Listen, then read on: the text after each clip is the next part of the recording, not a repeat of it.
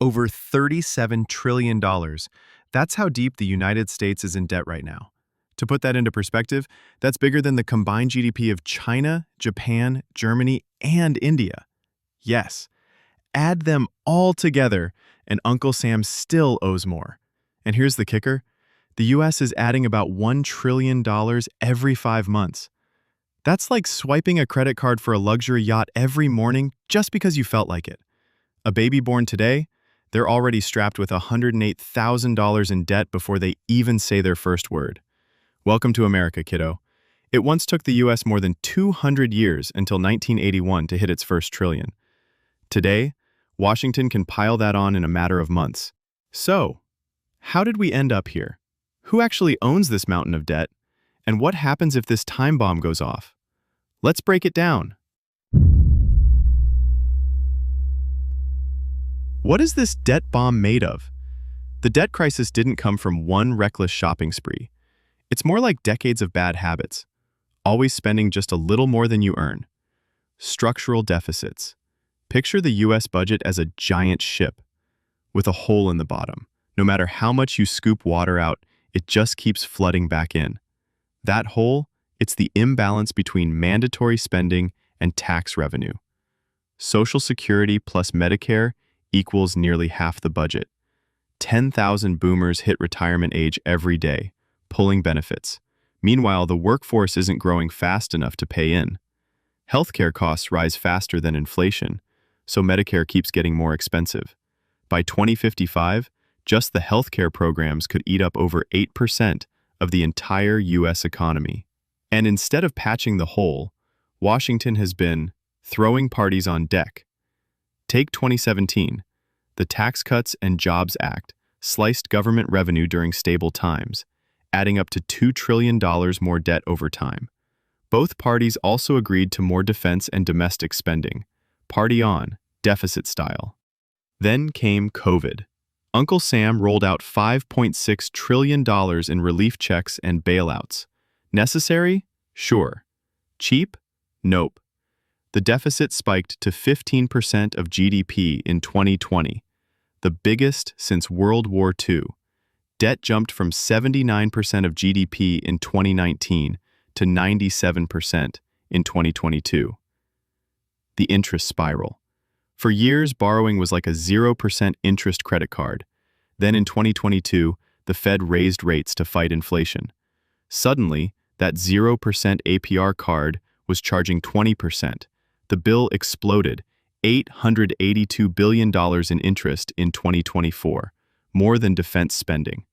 Projected $952 billion in 2025, nearly $1.8 trillion by 2035. That's the classic debt spiral. More borrowing, more interest, more borrowing. Rinse, repeat, cry. So, who owns America's debt? Quick mythbuster. China doesn't own America. The truth? Americans do. Of the $37 trillion total debt, about $29 trillion is held by the public. 2/3 of that is owned by US investors.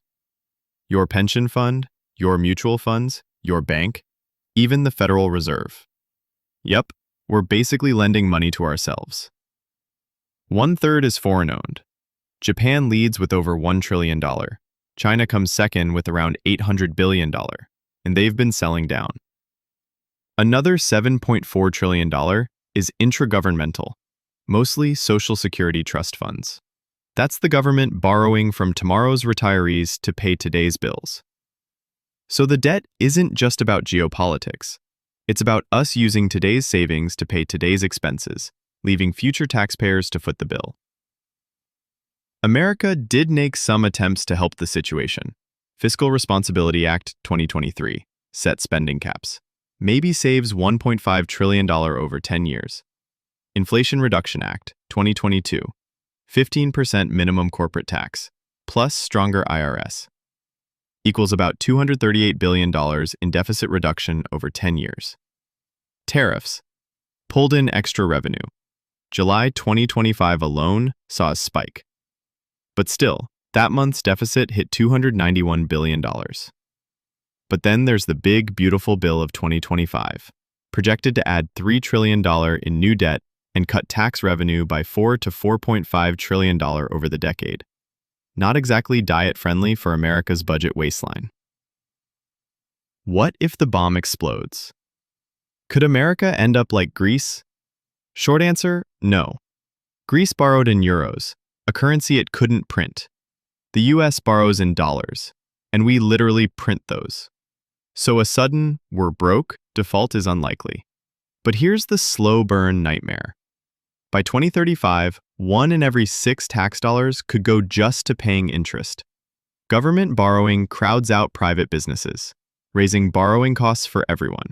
Analysts warn average incomes could be $6,000 lower per year in the future if this keeps up. And then there's the scary scenario: politics.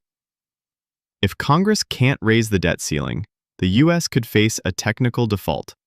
Even a short one could nuke the global belief that treasuries are the safest asset in the world.